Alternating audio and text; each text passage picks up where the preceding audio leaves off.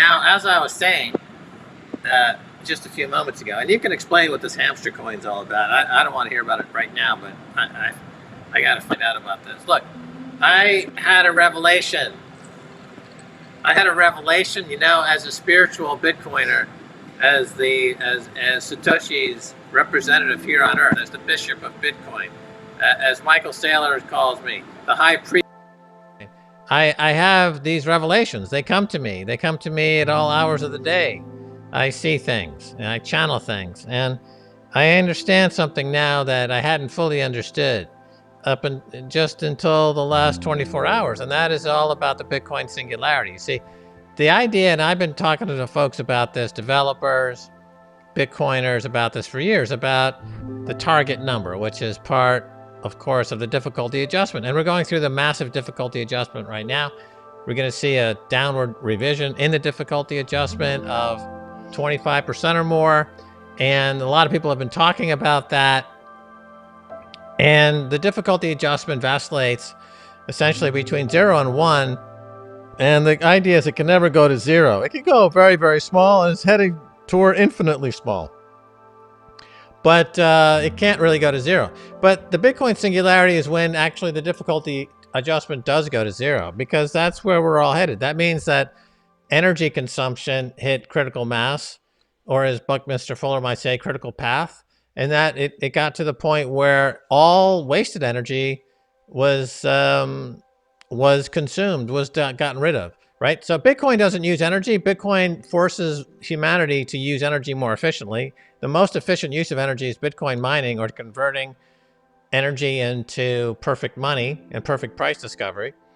And so energy usage on planet Earth is about to collapse, just like we saw the difficulty adjustment collapse. We're going to see energy use collapse because we're getting rid of all the industries that are based on hate, like war, prisons, and media, right? The media is based on hate. So all these industries are going to be gotten rid of, and that means a lot of energy usage will be gotten rid of. And that means that we're going to see 0 on the target number, and that's the face of God. The face of God is 0 on the target number, and that's the Bitcoin singularity. That's when we all merge spiritually, our collective unconscious, with the Bitcoin protocol. We hard fork this reality into the Bitcoin singularity. Is a hard fork of humanity. That's where we're headed, the hard fork of humanity. And it'll be a glorious moment, and it's going to be happening in the next, let's call it the next, within the next decade. I would say we're going to have a global Bitcoin singularity and a merge mind of humanity with Satoshiism. Wow. That's pretty amazing. The people are okay now with our audio. Okay. Good. Jeez, I'm happy that people are good. These complainers, like, they want professional audio. They want sound. They want sound on their podcast. Max, you do a good mime, though. We should do a silent episode, because there's too much noise in the world. Listen.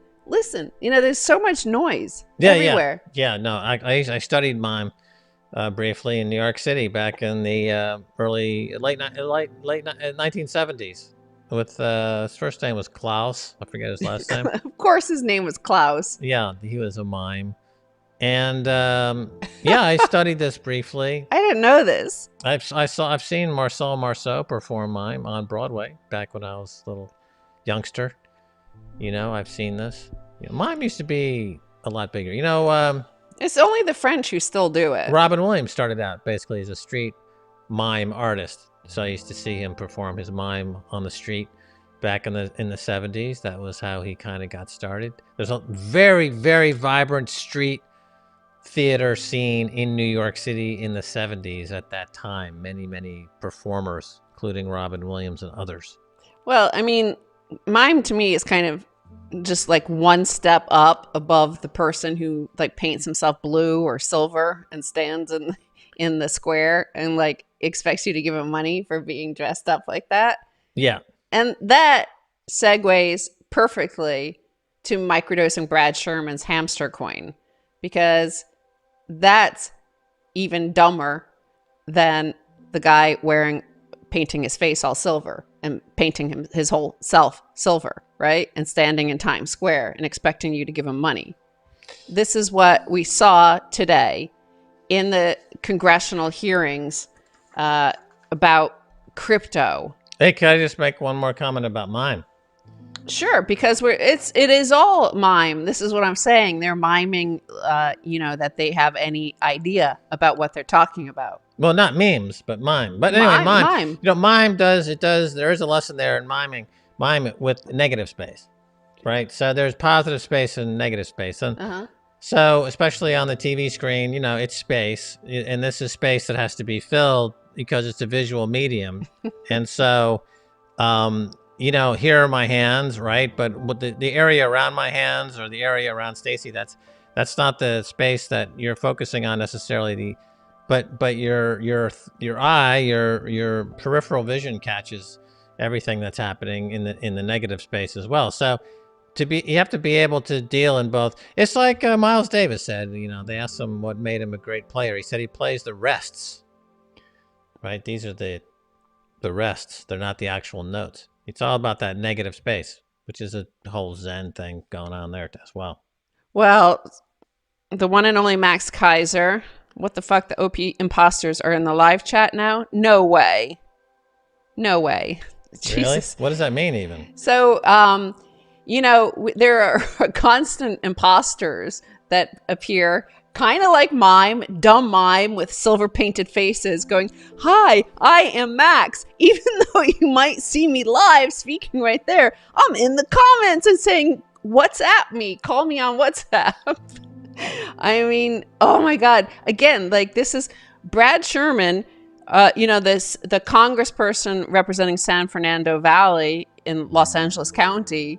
He was being really incredibly stupid in congressional testimony where he said Ethereum is better than Bitcoin, Dogecoin is better than Ethereum, and Hamster Coin is better than Doge, but the lottery is the best. The California lotto ticket is the best. Right. And that's Brad Sherman testifying about Bitcoin. It's become like, I mean, think of some of the car crashes. I mean, what if you were there and you saw and you saw the Porsche crash that killed James Dean. What if you actually seen that? I mean, it would be remarkable. That's like watching Brad Sherman testify right now. You're watching a man publicly go through a gut-wrenching car crash of stupidity. And so for that, on the entertainment scale, it is amusing.